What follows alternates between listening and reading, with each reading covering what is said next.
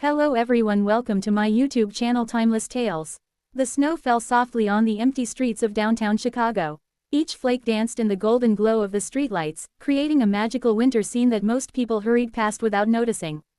The city moved at its usual relentless pace, even at this late hour, with cars rushing by and their headlights cutting through the gentle snowfall like beacons in the night. James Mitchell sat in the back of his black sedan, his eyes focused on the glowing screen of his laptop. Numbers and charts filled the display, quarterly reports that needed his attention before tomorrow's board meeting. As the CEO of Mitchell Industries, he had built an empire worth hundreds of millions of dollars. His days started before sunrise and ended well past midnight. Success, he had learned, demanded sacrifice. The car slowed to a stop at a red light near the old bus terminal. James barely glanced up from his work, but something in his peripheral vision made him pause. There, on a weathered green bench, was a small figure huddled against the cold.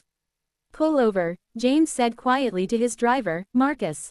"Sir." Marcus glanced in the rearview mirror, surprised by the unusual request. "Just pull over for a moment." The sedan moved to the curb, and James set his laptop aside. Through the tinted window, he could see her clearly now, a little girl, no more than 7 or 8 years old, lying on her side on the bench.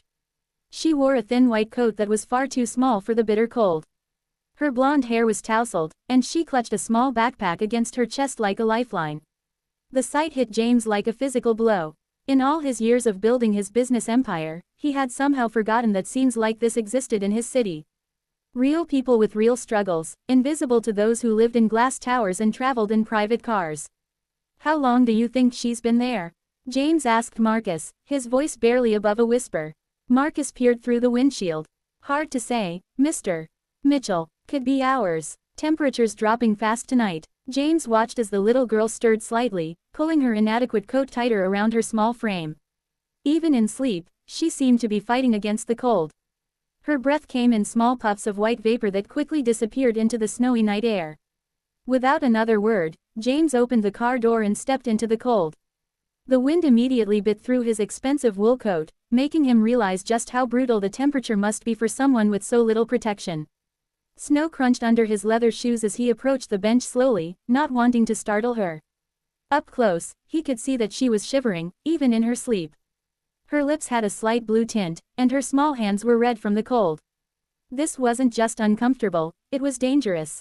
James knelt down beside the bench, his heart heavy with concern. "Hey there," he said gently, his voice as soft as the falling snow. "Little girl, can you hear me?" She stirred, her eyelids fluttering open. When she saw him, fear flashed across her face, and she sat up quickly, pressing herself against the back of the bench. "It's okay," James said, holding up his hands to show he meant no harm. "I'm not going to hurt you. I noticed you were sleeping out here in the cold. Are you waiting for someone?" The girl looked at him with wide, cautious eyes. She nodded slowly. "My mama," she whispered, her voice barely audible over the gentle wind. "She said to wait here. She went to find work and told me she'd come back." James felt his chest tighten. "How long ago was that?" "Yesterday morning," she said, and the simple honesty in her voice broke something inside him. Yesterday morning. This child had been waiting for over 24 hours in freezing weather, holding on to faith that her mother would return. James looked around at the empty street, at the snow that was now falling harder, and made a decision that would change everything. "What's your name?" he asked gently. "Emma," she replied, still watching him warily but with less fear now. "Emma, that's a beautiful name." "I'm James." He paused, choosing his words carefully. "Emma, I don't think it's safe for you to wait here much longer. The snow is getting worse, and it's very cold. Would you let me help you find somewhere warm to wait for your mama?" Emma considered this, studying his face in the glow of the streetlight. There was something about his gentle manner and kind eyes that made her feel less afraid. "You won't take me away from here? What if Mama comes back?" "I promise we'll make sure she knows where to find you," James said solemnly. "But right now, we need to get you somewhere safe and warm. Come with me." He stood up and extended his hand to her. After a moment's hesitation, Emma took it. Her small hand was ice cold in his warm grasp, confirming his fears about how long she had been exposed to the elements. As they walked toward his car, James felt something shift inside him. For years, he had been focused solely on profit margins and market shares, on beating competitors and expanding his empire. But holding this little girl's cold hand, he remembered what truly mattered. Marcus opened the back door, his usually stoic expression softening when he saw Emma. James helped her into the warm car and immediately turned up the heat. He wrapped his own coat around her small shoulders, despite her protests that she was fine. "Where are we going?" Emma asked as the car began to move. "First, we're going to get you some hot food and warm clothes," James said. "Then we're going to find your mama." As they drove through the snowy streets, James watched Emma's reflection in the window. She was still clutching her backpack, but her shivering had stopped, and some color was returning to her cheeks.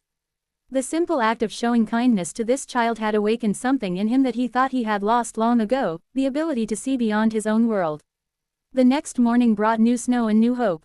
James had spent the entire night making phone calls, using his resources and connections in ways he never had before. He contacted social services, hired private investigators, and even reached out to local shelters and churches. By dawn, he had found Emma's mother, Sarah, who had been frantically searching for her daughter after losing her job and becoming separated from her in the chaos of their desperate situation. The reunion took place in James's office, transformed for the day into something far more important than a boardroom. When Sarah saw Emma, tears of relief and joy streamed down both their faces. James watched from across the room, his own eyes misty, as mother and daughter held each other tight. But James's kindness didn't end with the reunion. Over the following weeks, he helped Sarah find stable employment at one of his partner companies and secured safe housing for the family. More importantly, that cold night at the bus stop had changed something fundamental in James Mitchell. He began using his wealth and influence to help others, starting a foundation dedicated to helping families in crisis. Years later, whenever James drove past that old bus stop, he would remember the little girl who had taught him that true success wasn't measured in dollars or deals, but in the difference you could make in another person's life. Sometimes the most important moments come when we simply say, "Come with me," and offer our hand to someone in need. Emma grew up to become a social worker herself, inspired by the kindness of a stranger who had refused to simply drive by. And James never forgot the lesson she had taught him on that snowy night, that the greatest wealth of all is found in the connections we make and the compassion we show to others.